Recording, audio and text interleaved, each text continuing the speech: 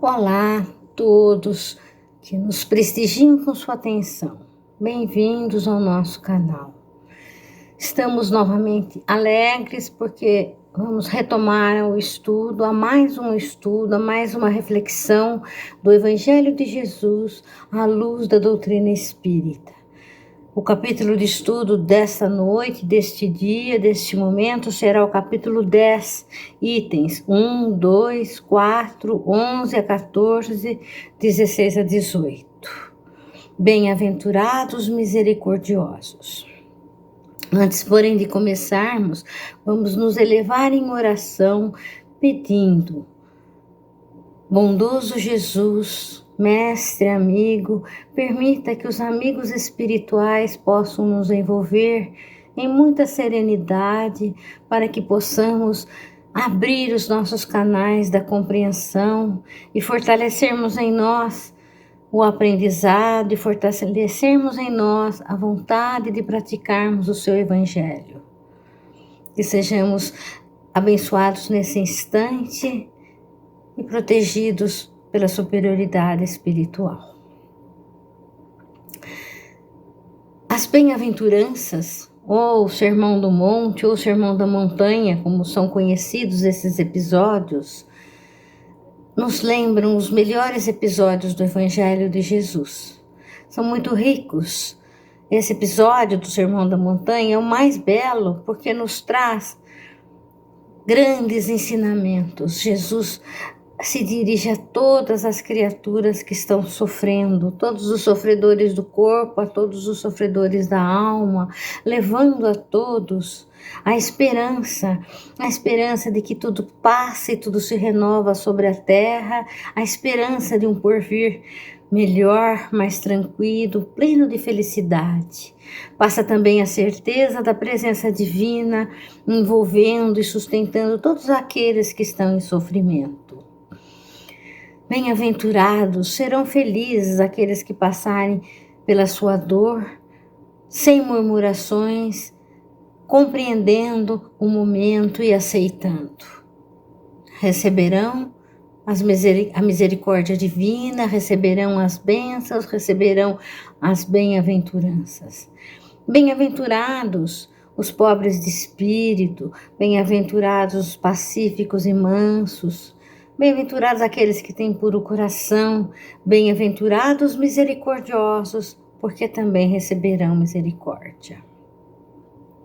Ser misericordioso é trazer no coração o sentimento de compaixão pelas dores alheias, dores, imperfeições morais, necessidades materiais, e tentar de toda forma auxiliar com muito carinho, com muita humildade a todos aqueles que necessitam do nosso auxílio, da nossa compaixão, da nossa indulgência, aceitando-os como são, no seu momento evolutivo e perdoando todas as ofensas. Então, ser misericordioso, na verdade, é ser caridoso. Uma das questões do livro dos Espíritos é referente à caridade. O que é a caridade? Os Espíritos respondem a ser benevolente com todos, indulgente com as imperfeições alheias e o perdão das ofensas. Então, na verdade, ser misericordioso é ser caridoso. Todos nós somos seres que necessitamos de misericórdia porque nós somos imperfeitos ainda, nós passamos por dissabores, por dificuldades e precisamos muito da misericórdia do próximo para nos auxiliar.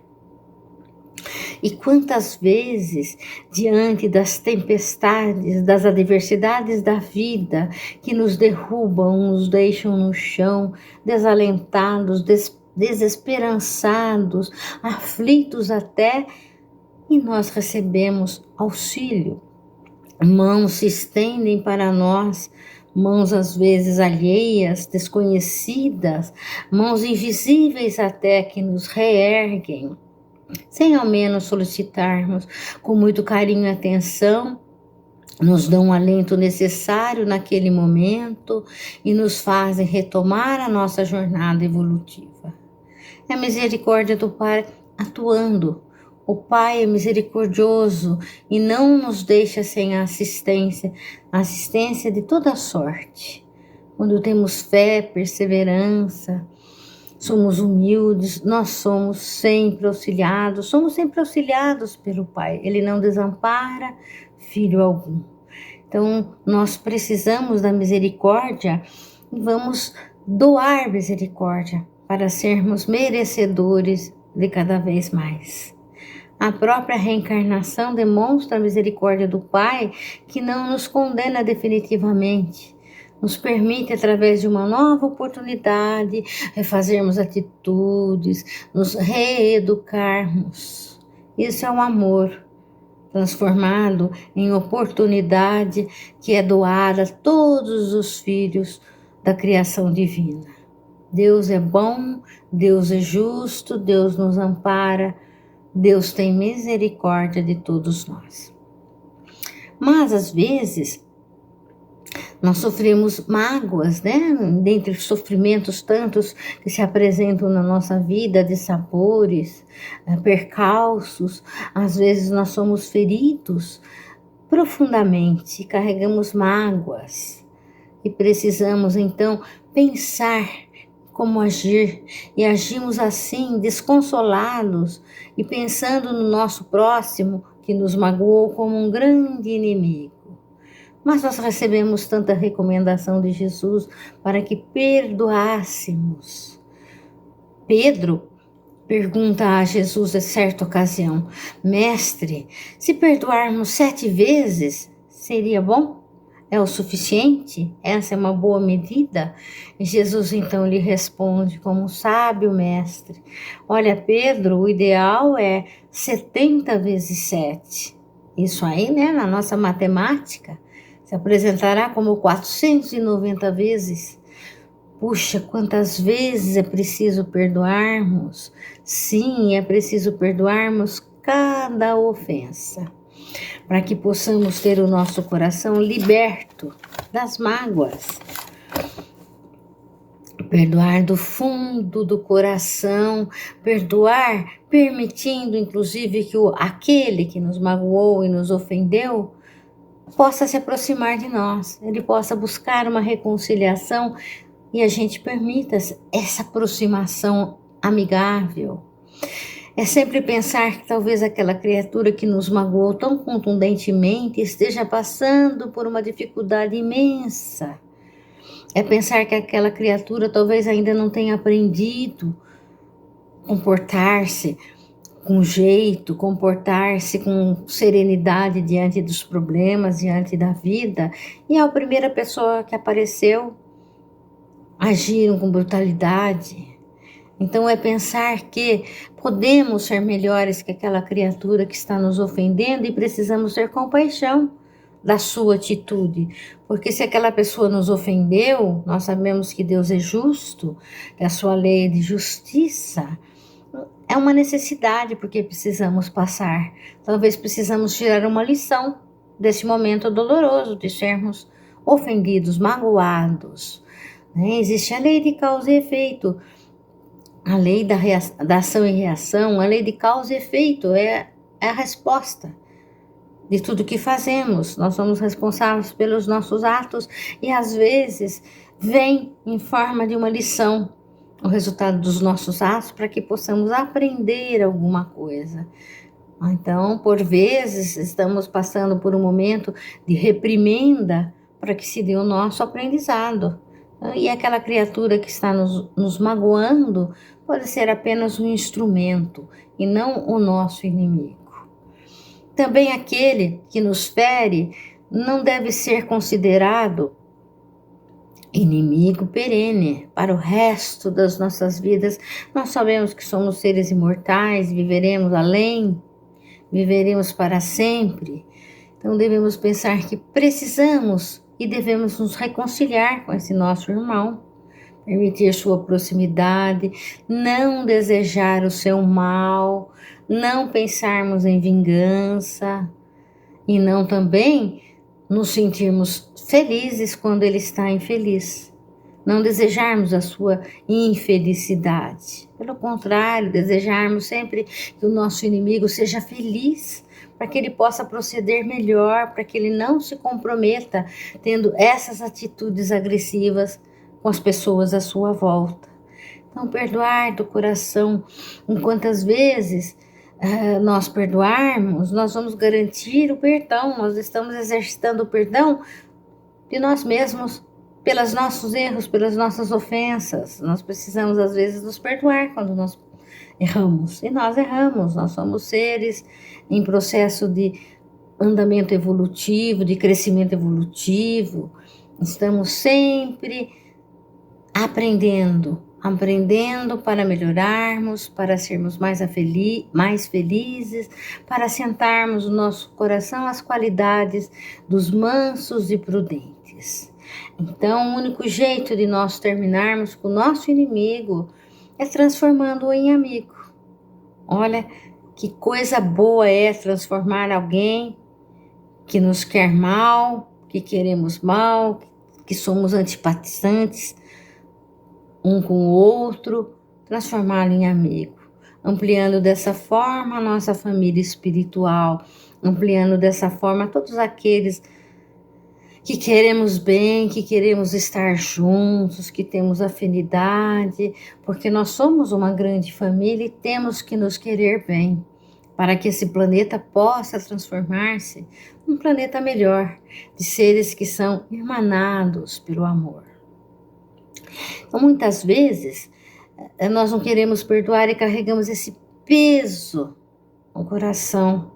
E esse peso da mágoa nos atormenta pela vida fora. Quando nós conseguimos perdoar, que alívio sentimos. Não tem mais esse peso a carregar, não é necessário mais ficar pensando naquele mal que nos foi feito. Nós podemos prosseguir livremente, estamos livres desse fardo. Perdoamos, não carregamos mais este fardo doloroso, que é o fardo da mágoa, que pode trazer inclusive mazelas para o nosso corpo físico. Quando nós não queremos perdoar, é porque nós julgamos a criatura, nós a julgamos criatura inferior a nós. Nós queremos que ela seja inferior a nós, no nosso julgamento nós a colocamos assim. Mas se nós achamos que não temos defeito nenhum, nós temos sim mais um, o da presunção, porque nós também magoamos as pessoas. Quantas vezes no nosso caminhar, às vezes até sem intenção alguma, nós acabamos magoando as pessoas, ferindo a sua sensibilidade, porque faltou-nos sensibilidade de perceber como são as pessoas. Às vezes sem querer e às vezes também querendo, nós magoamos o nosso semelhante. Então somos também imperfeitos. Se o outro é imperfeito, nós também somos. Nós somos todos habitantes de um planeta de provas e expiações ainda imperfeitos. E aí nós não queremos perdoar porque nós estamos julgando.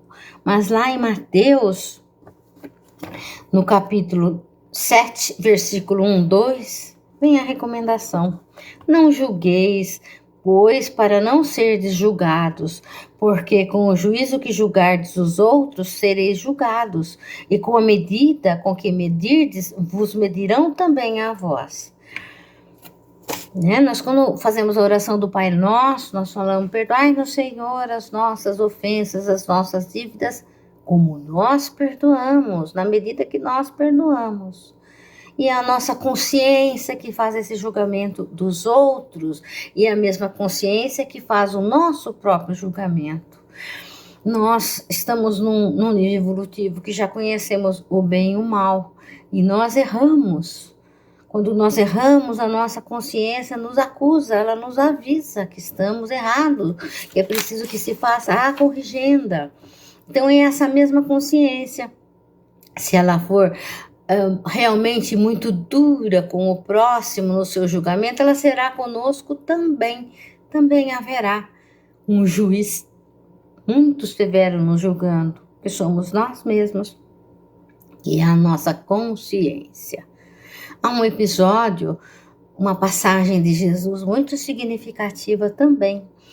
Jesus estava sempre cercado de seguidores, de seus discípulos, e certa vez ele estava na praia. E ali os escribas e fariseus levaram até ele a mulher adúltera, uma mulher que foi pega em adultério. Pela lei mosaica, somente a mulher, quando ela era pega em adultério, ela era apedrejada até a morte, lapidada. Era essa a lei. E Jesus, ele era muito provocado. Eles queriam que Jesus contrariasse a lei mosaica para que ele realmente fosse punido, que ele fosse considerado um terrorista. Mas Jesus era muito sábio, ele era um mestre formidável e ele sabia muito bem dar as respostas. Então, quando chegam com aquela mulher que havia sido pega em adultério, dizem eles: e agora? Nós vamos seguir a lei mosaica? Vamos apedrejá-la? Se Jesus dissesse sim, ele estaria contrariando os seus próprios ensinamentos, que falavam do amor, do perdão, da solidariedade, da indulgência. E se Jesus falasse não, ele estaria contrariando a lei mosaica, a lei que prevalecia, que vigorava entre os judeus. Ele estaria comprometendo a lei mosaica, e se comprometendo como eles gostariam que ele fizesse. E Jesus então continua ali: devemos apedrejá-la? Jesus continua ali, de cabeça baixa, rabiscando na areia, e ele diz: então atire a primeira pedra quem nunca pecou. Que resposta inteligente! Ele não disse sim nem não. Ele disse apenas: atire a primeira pedra aquele que nunca errou. E eles então, naquele instante, todos passaram a pensar em si mesmos, na própria vida, e sentiram que também haviam errado na vida. Não tinham autoridade moral para tirar a primeira pedra, e foram se retirando, um a um, eles foram saindo daquele local. Jesus então ficou sozinho. Havia resolvido uma questão, né? E a mulher adúltera então chega para ele e diz: e tu não vais me condenar? Ele diz: não, você siga a sua vida, vá, não tornes mais a pecar. Então ele nos passa uma grande lição, né? A lição da indulgência, que nós devemos compreender o nível evolutivo de cada um, a imperfeição das criaturas, daquele instante em que estão vivendo. São degraus, né, que nós vamos subindo. E se estamos num degrau acima, já estivemos num degrau abaixo. Nós também já procedemos como essas criaturas que nós hoje condenamos e criticamos. Como nós precisamos daqueles que estão degraus acima de nós. Quanto nós rogamos nas nossas dificuldades o auxílio do ser superior, daquele que sabe mais, daquele ser mais evoluído, que nos ajude, que nos proteja, que nos ampare. Nós precisamos da misericórdia, então precisamos doar a nossa misericórdia, o nosso carinho, sem intenção de agradecimento. Nós podemos sim, muitas vezes, advertir uma pessoa quando a vemos em erro, como Jesus fez. Vai, não tornes a pecar. Podemos fazer isso, mas que seja de um modo muito sutil, muito discreto, sem que seja público, sem que humilhe a pessoa diante de todas as outras pessoas, para que ela possa refletir sobre o seu erro e ela possa se recompor diante da vida. Então, bem-aventurados os misericordiosos, porque eles receberão a misericórdia. E nós perdemos tempo, às vezes, nos nossos julgamentos,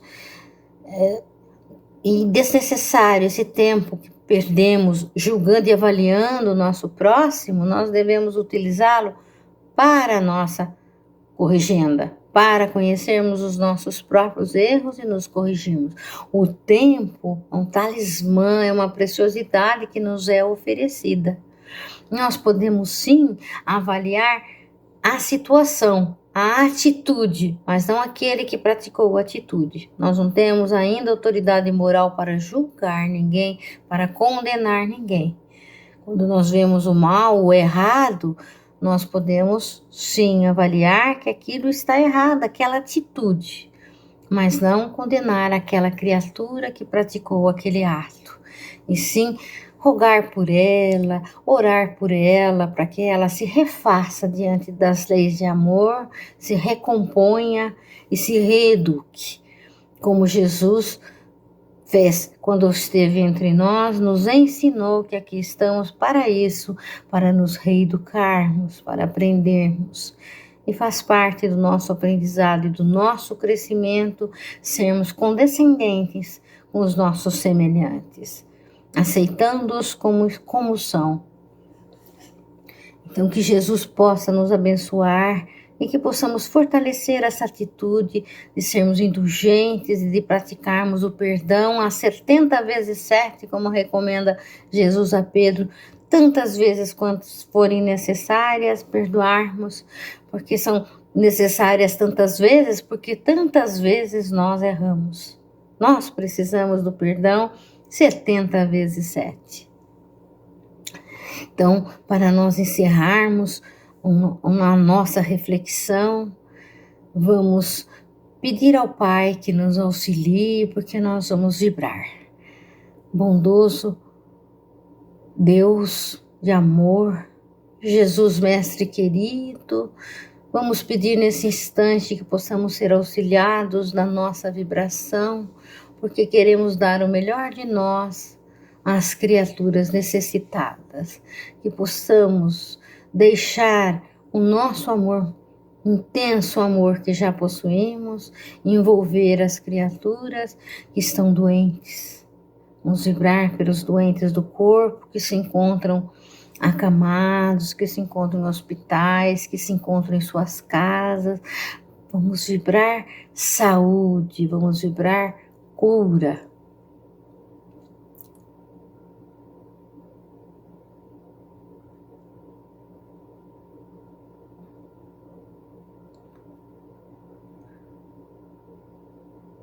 Vamos vibrar pelos doentes da alma, aqueles que trazem o arrependimento, se contorcem na culpa, aqueles que passam pela depressão, que sentem saudade pelo distanciamento de seres amados, por todos aqueles que estão aflitos com a situação financeira, enfim, aqueles que estão vivendo tumultos.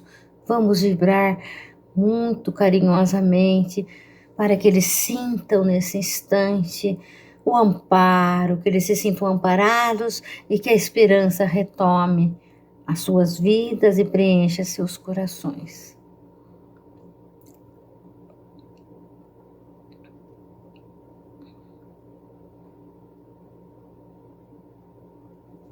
Vamos vibrar por todos os lares, em especial os lares onde há desentendimentos. Vamos vibrar harmonia, solidariedade, companheirismo para todos os lares.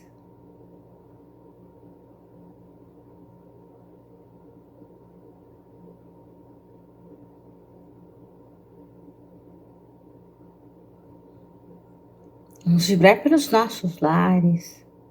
Vamos vibrar também pela união entre todos.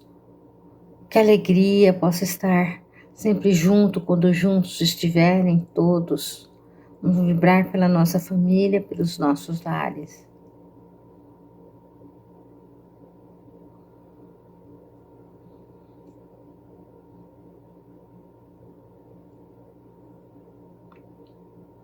Vamos vibrar pelas criaturas que estão equivocadas, trilhando o caminho do desamor, da desavença, estão se comprometendo. Vamos vibrar para que o equilíbrio volte, que o despertar possa trazê-los de volta à realidade da vida. Vamos vibrar para que eles sintam que são amados e precisam amar.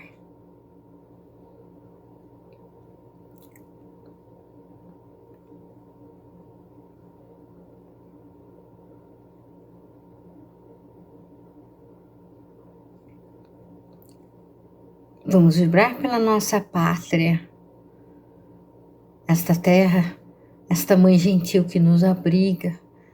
Vamos vibrar para que também haja harmonia entre as criaturas, que haja patriotismo no coração dos nossos dirigentes. Vamos vibrar por esse Brasil.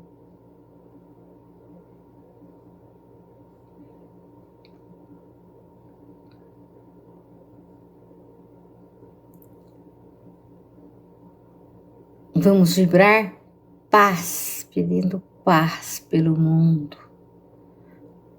Harmonia, fraternidade, para que todos possam sentirem-se irmãos. Somos todos uma grande família neste planeta, vivenciando as mesmas dificuldades. Vamos vibrar para que esse sentimento de fraternidade possa gerar a paz no coração de todos.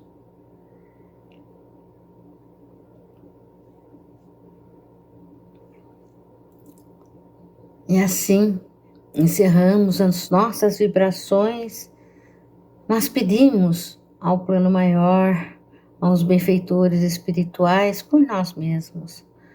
Pedimos que possamos sempre buscar no Evangelho a direção necessária para as nossas vidas, o farol que nos guiará, que possamos nos comportar como irmãos, que possamos buscar sempre procedermos dentro dos ensinamentos que Jesus nos deixou e dá-nos, Senhor, a coragem, a perseverança e a paz.